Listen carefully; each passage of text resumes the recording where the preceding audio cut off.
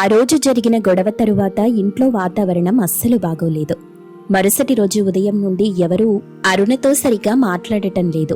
కాంతమ్మగారు ఏ పని ఆమెకు అప్పగించటం లేదు. అడిగినా జవాబివ్వటం లేదు. మావయ్య రంగయ్య గారు ఆమె ముఖం చూడ్డానికే ఇష్టపడటం లేదు. కాని అరుణని అన్నిటికంటే ఎక్కువగా బాధించింది ఆమె భర్త రమేష్ ప్రవర్తన. తనేం చెప్పినా వినటం లేదు సరికదా, తను కనిపిస్తేనే అక్కడి నుండి వెళ్ళిపోతున్నాడు. ఎవరితో మాట్లాడాలనుకున్నా వాళ్లు కూడా అక్కడి నుండి వెళ్ళిపోతున్నారు. మమత కూడా తనతో మాట్లాడటం లేదు. ఈ ఒంటరితనం, అవమానం అరుణను లోపల దహించి వేసింది. తన బాధని ఎవరికీ చెప్పుకోలేక, ఆ ఇంట్లో ఒక్క నిమిషం కూడా ఉండలేక కన్నీళ్లతో పుట్టింటికి బయలుదేరింది. అరుణ కళ్ల నిండా నీళ్లతో పుట్టింటి గడప తొక్కింది. కూతుర్ని ఆ స్థితిలో చూసి శంకరయ్య గారు కంగారుగా దగ్గరికొచ్చారు. అరుణ తన తండ్రిని చూడగానే ఒక్కసారిగా బావురుమని ఏడవటం మొదలెట్టింది. ఏవైందమ్మా, ఎందుకలా ఏడుస్తున్నావు? అత్తారింట్లో మళ్ళీ ఏమైనా జరిగిందా? అరుణ ఏడుస్తూ ఇంట్లో జరిగిన గొడవ గురించి, తన అబద్ధం బయటపడటం, అందరూ తనని అసహించుకోవటం గురించి ఒక్కొక్కటిగా చెప్పింది. నాన్న, నిజంగా నేను చాలా పెద్ద పొరపాటే చేశాను. మమత మీద పగతో, అసూయతో కళ్ళు మూసుకుపోయి ఏం చేస్తున్నానో తెలియక అందరినీ దూరం చేసుకున్నాను. ఆఖరికి నా భర్త కూడా నా ముఖం చూడ్డానికి ఇష్టపడట్లేదు నాన్న. నేను చేసిన తప్పుకి ఇప్పుడు అందరి ముందు తలదించుకొని నిలబడాల్సి వస్తుంది.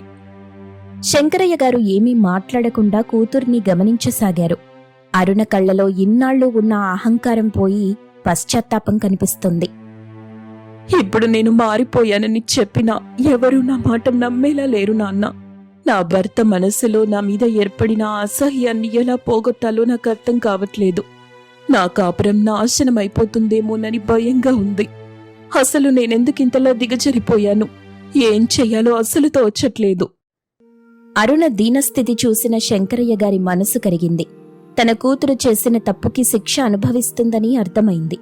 శంకరయ్య గారి ముందు అరుణ ఏడుస్తూ ఉండగా వంటింట్లో నుండి శాంతమ్మ కంగారుగా బయటకొచ్చింది. కూతురు ఏడుపు విని ఆమె మనసు విలవిలలాడింది. వెంటనే అరుణని ఓదార్చటం మొదలెట్టింది. ఏడవకమ్మా అరుణ, తప్పు చెయ్యని మనిషుండరు. చేసిన తప్పు తెలుసుకోవటమే నిజమైన మార్పు. ఇన్నాళ్ళు నీ కళ్ళు అహంకారంతో మూసుకుపోయాయి. ఇవాళ నీ కన్నీళ్లతో ఆ పొరలు తొలగిపోయాయి. బాధపడకు, అంతా సద్దుమణిగిపోతుంది. అరుణ కొంతసేపటి తరువాత నిదానించి కళ్ళు తుడుచుకొని తన తండ్రి వైపు చూసింది. నాన్నా, ఈ స్థితిలో నేను మళ్ళీ ఆ ఇంటికెళ్లలేను. నన్ను చూస్తే అందరికీ ఆ గొడవే గుర్తొస్తుంది.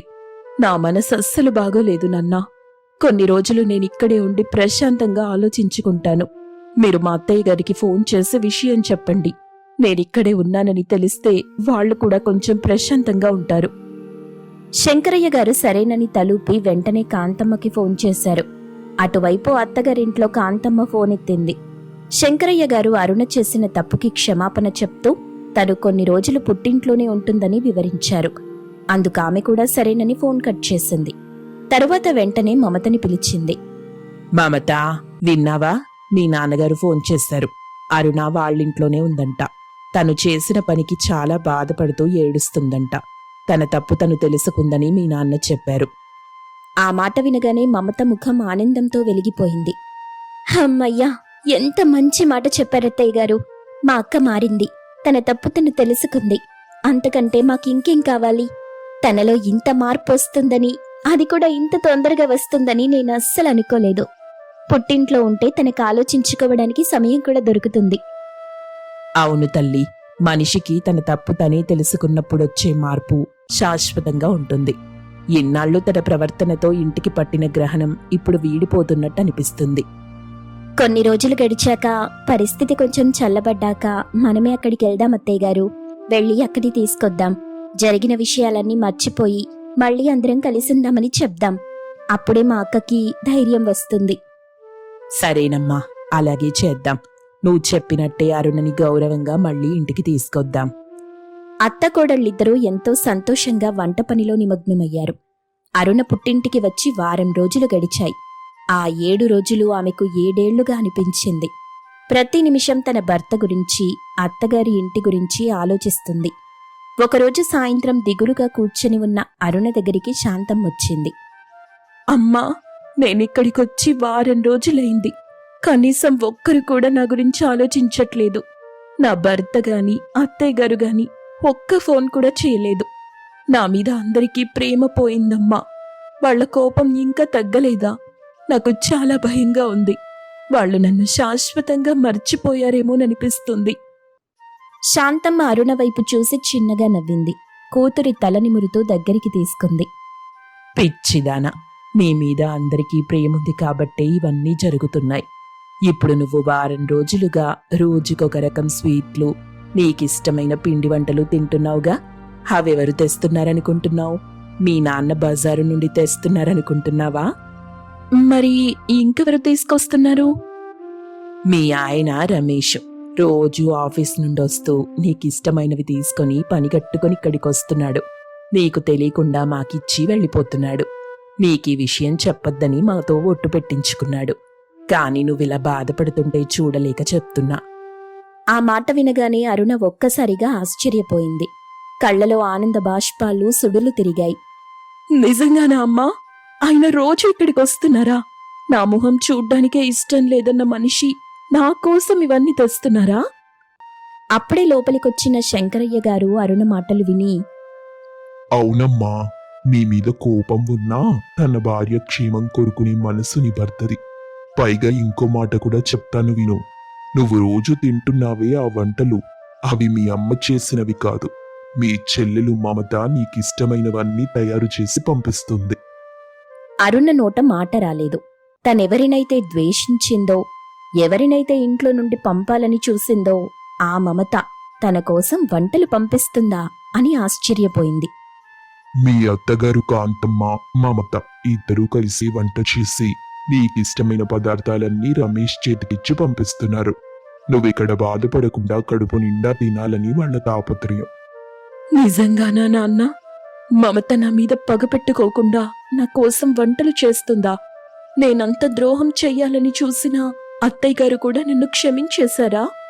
అని అనుకుంటూ అరుణ ఆనందంతో ఉబ్బితబ్బిబ్బైపోయింది.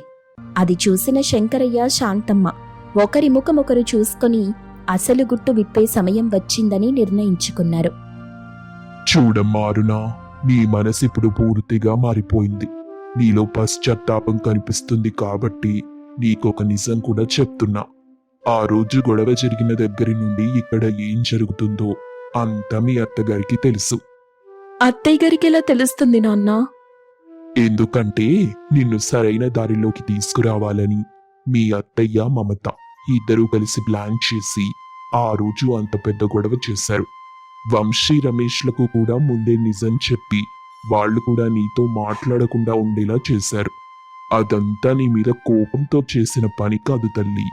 నీ తప్పు నువ్వు తెలుసుకొని మళ్ళీ పాత అరుణలా మారాలని వాళ్ళాడిన చిన్న నాటకం. ఈ మాట వినగానే అరుణ ఒక్కసారిగా స్తంభించిపోయింది. నాన్నా, నిజంగానా? నా కోసమే వీళ్ళంతా ఇన్ని చేశారా? నాలో మార్పు కోసం ఇంత తాపత్రయపడ్డారా? నేనెంత పెద్ద తప్పు చేశాను నాన్నా? వాళ్ల ప్రేమని చూడలేక అసూయతో రగిలిపోయాను. ఇప్పుడే నేనక్కడికి వెళ్తాను. వాళ్ళందరి కాళ్ల మీద పడి క్షమాపణ చెప్తాను.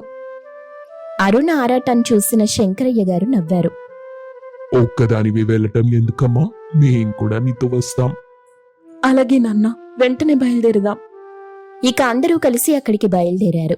ఆ ఇంటికెళ్లిన తరువాత అరుణ అత్తగారితో, అత్తయ్య, నన్ను క్షమించండి. నేను నా స్వార్థంతో చాలా చేశాను. కానీ మీరవన్నీ తెలిసి కూడా ఏమనకుండా కేవలం నాలో మార్పు కోసమే ఎదురు చూశారు. చాలా సంతోషం అత్తయ్య. నేను మాత్రం ఇంకెప్పుడు అలా ఉండను. అత్తగారు నవ్వుతూ, చాలా సంతోషం. నీలో మార్పు రావడం చూడ్డం చాలా బాగుంది. మమత, అక్కనే ఉండి నీకు అన్యాయం చేయాలని చూశాను. నీ పెళ్లి చెడగొట్టాలని కుట్రలు చేశాను. కాని నువ్వు మాత్రం నా మీద పగ పెట్టుకోకుండా నేను పుట్టింట్లో ఉన్నప్పుడు కూడా నా క్షేమం కోరి వంటలు పంపించావు. నీ మనసు ముందు నా అహంకారం ఓడిపోయింది మమత. నన్ను క్షమించు చెల్లి. మమత కళ్ళలో కూడా నీళ్లు తిరిగాయి. వెంటనే తన అక్కని గట్టిగా కౌగిలించుకుంది. అక్క, నువ్వు క్షమాపణ అడగటమేంటక్కా? జరిగిందంతా ఒక పీడకలలా మర్చిపోదాం. నువ్వు మళ్ళీ నా పాత అక్కలా నవ్వుతూ కనిపిస్తే చాలు. మన మధ్య ఎలాంటి పంతాలు లేవు. అరుణ్ అక్కడి నుండి మావయ్య రంగయ్య గారి దగ్గరికెళ్ళి మరిది వంశీ దగ్గరికెళ్ళి తల వంచుకొని క్షమాపణ కోరింది. చివరగా తన భర్త రమేష్ దగ్గరికి వెళ్లి నిలబడింది. ఏవండి, మీ నమ్మకాన్ని వమ్ము చేశాను. భార్యగా మీ గౌరవాన్ని కాపాడాల్సింది పోయి ఇంట్లో గొడవలు పెట్టాను. మీరు నా మొహం చూడ్డానికి కూడా ఇష్టపడటం లేదని తెలిసి నరకం అనుభవించాను. నన్నొక్కసారి క్షమించి చూడండి. రమేష్ అరుణ కళ్ళలోకి చూశాడు. తనలో నిజమైన పశ్చాత్తాపం కనిపిస్తుంది. రమేష్ ఆమె చెయ్యి పట్టుకుని మనం కొత్త జీవితాన్ని ప్రారంభిద్దామరునా అంటూ ధైర్యం చెప్పాడు. చూసారా, ఒక వెలుగు రావాలంటే చీకటి పోవాలి. అరుణలో వచ్చిన ఈ మార్పు ఈ ఇంటికి లక్ష్మీ కళ తెచ్చింది. అరుణ, మమత, మీరు తోడికోడలుగా కాకుండా అక్క చెల్లెళ్ళలాగా కూడా కాకుండా మంచి స్నేహితుల్లా ఉండి ఈ కుటుంబాన్ని నడిపించాలి. ఒకరి మీద ఒకరు పంతాలకి పోకుండా ఒకరికొకరు తోడుగా ఉంటేనే సంసారం సుఖంగా ఉంటుంది. ఖచ్చితంగా అత్తయ్యా, ఇకపై ఈ ఇంట్లో పంతాలకి చోటు లేదు. కేవలం ప్రేమకే చోటుంటుంది. మీ నమ్మకాన్ని నిలబెడతాం. అరుణ తల్లిదండ్రులు శంకరయ్య, శాంతమ్మ కూతురులో వచ్చిన మార్పు చూసి సంతోషంతో కళ్ళు తుడుచుకున్నారు. అందరూ కలిసి భోజనానికి కూర్చున్నారు. ఒకప్పుడు గొడవలతో కుట్రలతో నిండిన ఆ ఇల్లు ఇప్పుడు నవ్వులతో ఆత్మీయతతో కలకలలాడుతుంది.